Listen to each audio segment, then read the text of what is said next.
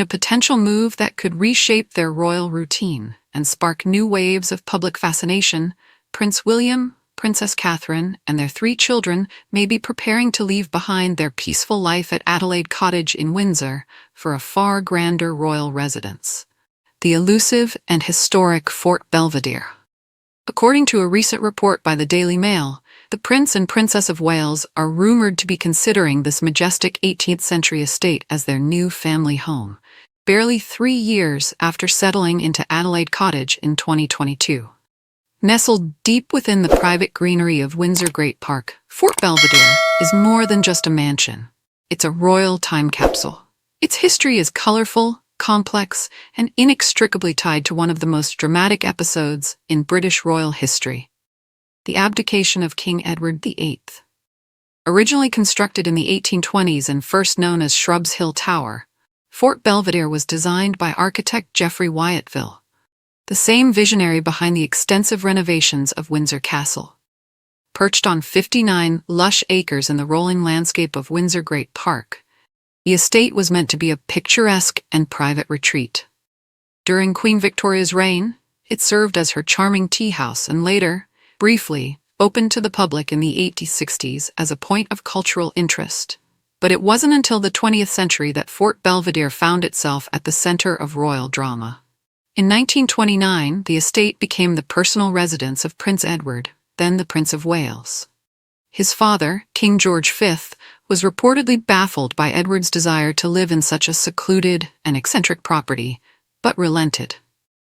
Edward transformed the fort into what he called his sanctuary. In his later memoirs, he wrote lovingly about the home, saying, "Here I spent some of the happiest days of my life." Yet even Edward acknowledged the estate's eerie charm. By the time I came upon it, it had become a pseudo-Gothic hodgepodge. A profusion of yew trees kept one side of the house in perpetual shadow, staining the wall with green acidulous mold. But the half-buried beauty of the place leaped to my eye. It was within those walls that Edward's relationship with American divorcee Wallis Simpson blossomed, setting in motion the constitutional crisis of 1936.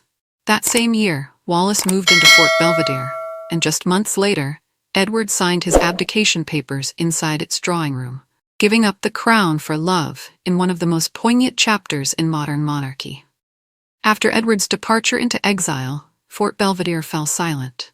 For nearly 2 decades, the residence remained unoccupied until Gerald Lascelles, Queen Elizabeth II's first cousin, took up residence in 1955. He and his wife lived there until 1976, when they put the lease on the market. Then, in the early 1980s, Canadian billionaire Galen Weston stepped into the picture. The Weston family, owners of major global retail brands and one of Canada's wealthiest dynasties, leased the estate from the Crown Estate. Galen and his wife Hilary turned Fort Belvedere into a private haven, modernizing it while preserving its unique character.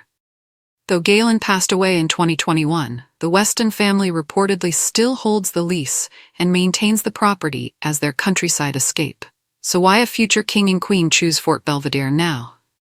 For William and Catherine, who are increasingly taking on more senior royal responsibilities as King Charles continues his cancer treatment, the move could be both practical and symbolic. The property's secluded location offers privacy, while its grandeur befits a couple preparing for their eventual role as king and queen.